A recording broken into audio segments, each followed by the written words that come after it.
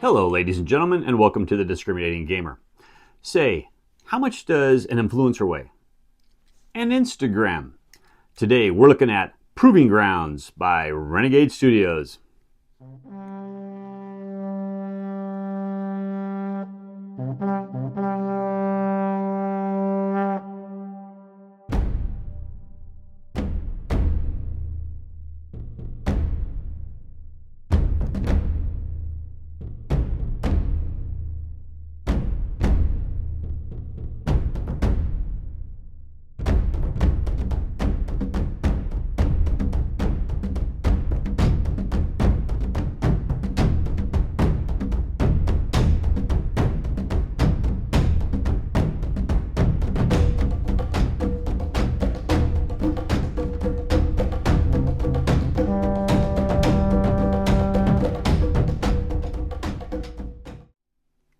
In Proving Grounds, you will play as Maya Strongheart, who is being framed by a cabal of conspirators who are trying to overthrow the throne. All right.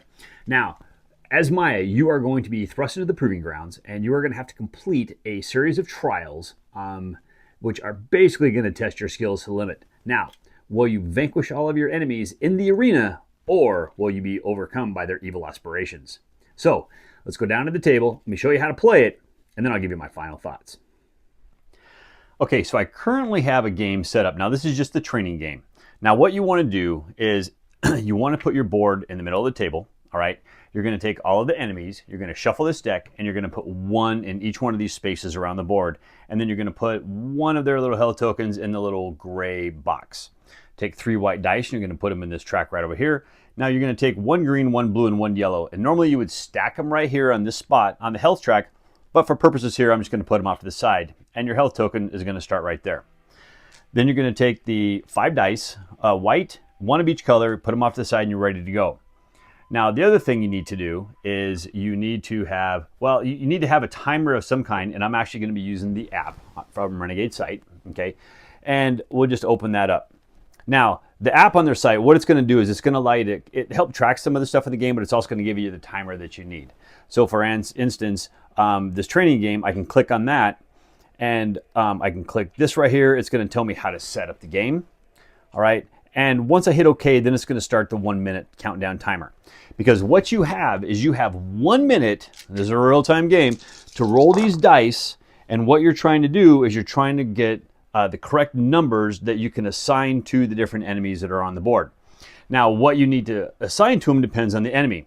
For example, this clown elder here, he only needs a single dice, but if you assign a single dice to this enemy, then you're going to move their battle marker up 1 space. If you assign a setup to this enemy, move their battle marker down 1 space.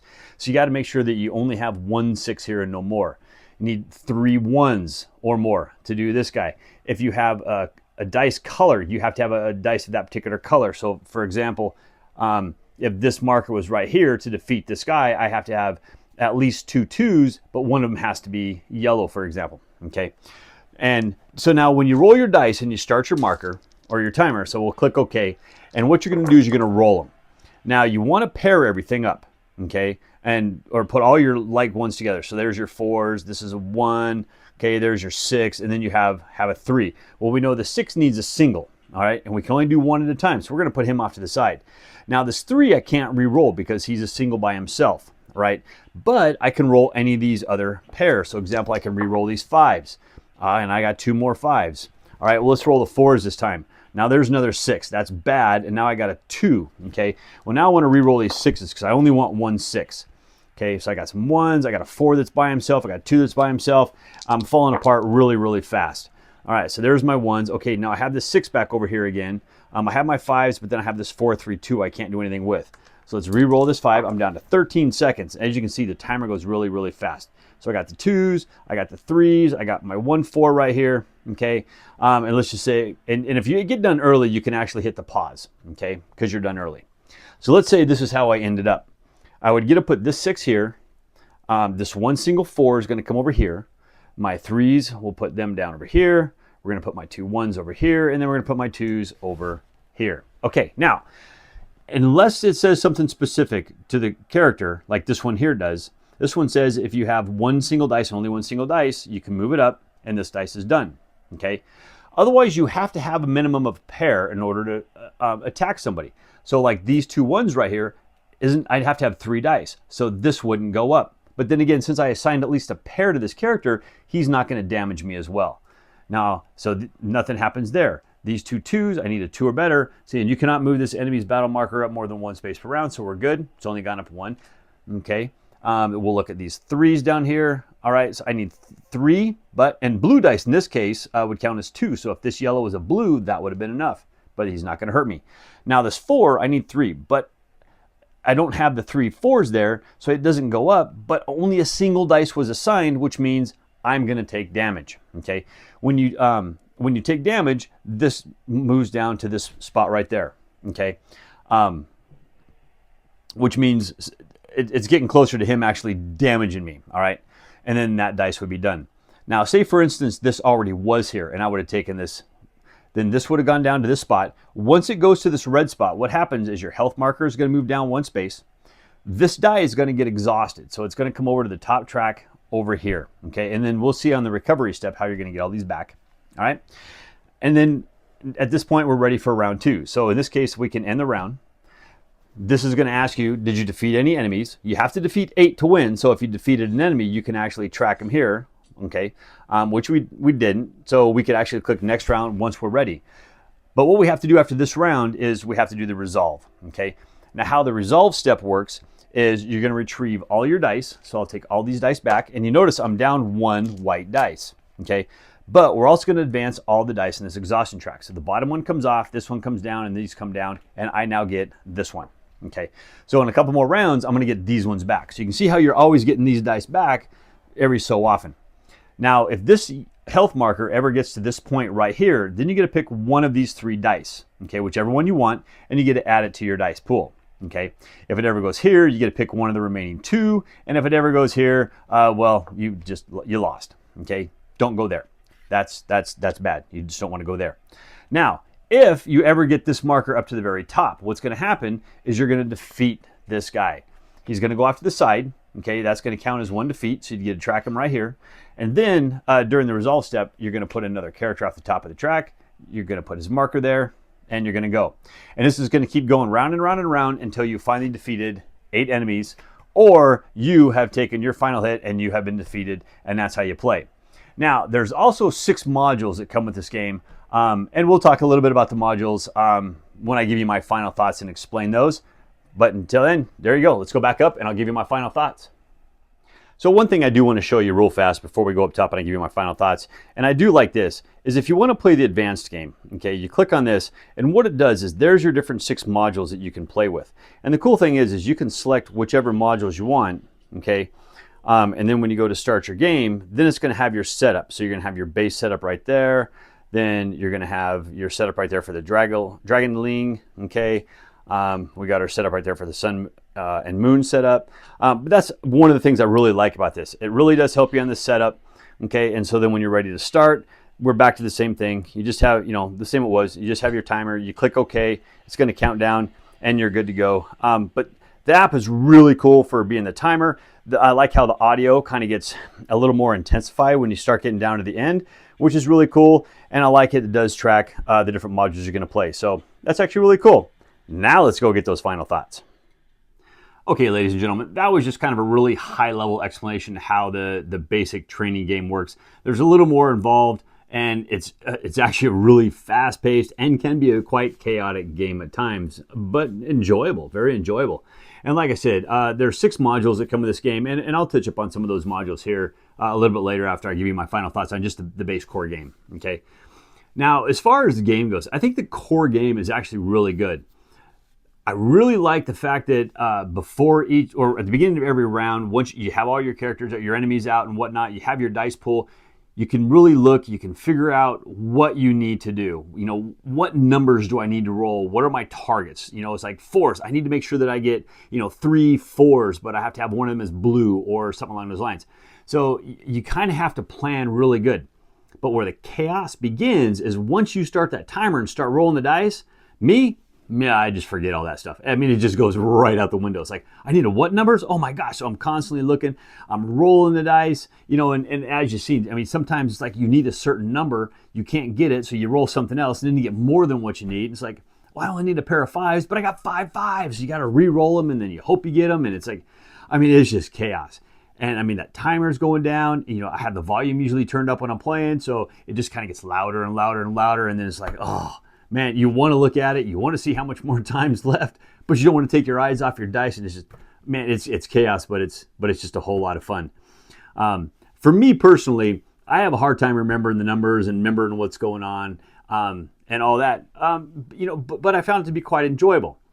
Now, the one thing about this game that, again, this is my personal opinion, is I'm not a real super big fan of real-time games. Now, I haven't played a lot, and I think that's probably one of the reasons why. But I know there's some out there that people just absolutely love. I keep being told, you got to play this game, got to play this game, got to play this game. And that's one of the reasons why I wanted to play Proving Grounds. So I know there's that real-time aspect, but oh man, just rolling those dice and trying to get them all over the, figuring out what you're going to need and trying to play them out, and how are you going to try to get those 8 enemies killed, and are you going to at least get a pair of something just so that you don't take damage? It's all kinds of fun. Okay, just absolute all kinds of fun and absolute chaos, but in a really good way. Okay. Now, one of the cool things I do like about this game is I do like the modules. Now, this game has 6 different modules that are going to go with it. And what you can do is you can actually include the different modules in your gameplay. And what that's going to do is that's going to kind of help either make the game a little easier for you, or it's going to make the game a little harder for you. Okay. So, for example, there's like the Dragon Lean. So the Dragon Lean is going to have like this little extra dice. It's a little black dice. You're going to be able to roll it with your own, and it's going to kind of help you do some stuff. So that's kind of like maybe the first module you're going to put in afterwards. Now they have the Chariots. So the Chariots are also some cards you're going to put off to the side. You're going to put some dice in there, and that's going to kind of help you mitigate some stuff as well. So you playing with those is really nice. Now, I like the inspiration powers, because for me, I'm really bad at remembering the dice and everything else. So the inspiration powers is kind of another deck of cards that you're going to get that's going to actually allow you, it's going to help you out. It's going to give you these little special powers. Now, some of the cards do require special modules and certain modules, so you have to take those out beforehand, but you still, you can still get what you need, which is actually really good. Shields. Now the shields module, those are kind of nasty, because if the shields modules, the enemies can start putting up these shields, and that's going to prevent you from damaging them, and it just makes the game even harder. You have the conspirators. Now the conspirators is after you kill an enemy, you're going to draw a conspirator card, and they have a number on them. There's, I think, 6 different conspirators, and the numbers are 1 through 6. And you're going to roll a dice. And if the dice equals the number on one of those cards, then that's the special ability that's going to happen, or, well, the bad thing mostly is going to happen to you on that particular round. So those are actually kind of really fun. Change it up a whole lot, but it's just one more level of stuff that you got to think about and remember while you're playing the game. And the last one I think is really cool. The last one is the Sun and the Moon. So the Sun and the Moon module is probably actually one of my favorites. So the Sun and Moon module, what you're going to do is you're going to place the yellow disc on top of your Proving Ground in the center, and you're going to put your yellow, your blue, and your green dice on that. You're not going to put them off to the side. And then what happens is every turn, the beginning of your round, before you start rolling dice, you're going to rotate that, and you're going to assign it to one of the numbers. So one number is going to be the Sun, one number is going to be the Moon. Now, if you can damage the enemy on the Sun side, then what you're going to do is you're going to be able to get one of those 3 dice that you're going to be able to use on the next round. If you don't damage them, nothing happens. But on the Moon side, if you damage your enemy, that's good. You need to do that. But if you don't damage your enemy, then and nothing happens, then his damage or his health, I think, is going to go down 2. So it makes them a little bit harder to defeat. So you really got to pay attention to those 2 sides. And if you start mixing that with others, and it's just absolute chaos. But the Sun and Moon's module, I thought was absolutely fantastic. Really fun one to play. Really enjoyable on that one. Okay. But yeah, but as far as the game goes, I mean, I really like the solo games that Renegade's been putting out. They're just a whole lot of fun. I mean, they've got several out now. I really enjoy. Warp's Edge has been a lot of fun. Recklin Run's been a whole lot of fun for me. Proving Ground I actually like. It's not my favorite, but it's enjoyable and it's a lot and it's fun and I do like it.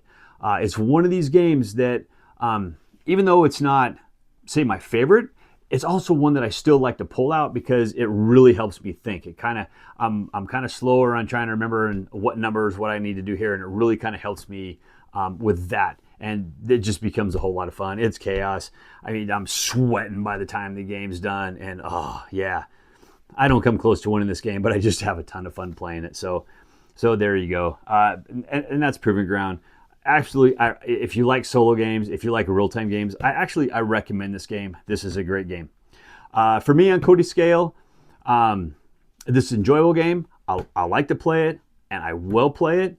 Like I said, it's not my favorite, but for me, this is going to fall in right there at a 7. I have fun with it, and I'll keep playing it. It may not be the one I pull out all the time for my solo game experiences, but I definitely will pull it out, and I do have a lot of fun with it. Thank you once again for joining us today on The Discriminating Gamer. As always, we please ask that you like this video on YouTube, on Board Game Geek, on X, on Facebook. We also please ask you subscribe to us on all those platforms at all. It definitely helps us out. And leave us a comment. If you like the game or you have thoughts about the game or anything else, please leave us a comment on all of those platforms. We love hearing from you guys, and we try to answer you as fast as we can. And also, ladies and gentlemen, if you enjoy the content that we provide you here, we humbly ask you click on the Super Thanks button and leave a tip. So, I ordered a deck of cards a couple weeks ago, and they still haven't gotten here yet. So I contacted the seller, and I'm like, hey, what's up? And they totally assured me they're dealing with it.